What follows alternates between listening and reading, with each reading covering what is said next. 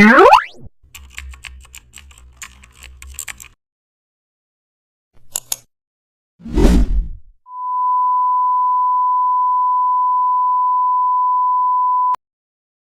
back to the channel. Don't forget to like, share and subscribe for more updates. Today we are explore an amazing topic of Photoshop, how to create media company logo using play button custom shapes. Start with a triangle custom shape, add a thick circle around it and then merge the elements while keeping alignment centered. Now apply a fairy gradient for energy, then add a shadow for depth. Insert the brand name below and use bold, clean typography. Add a light streak effect for motions and create a dark mode version.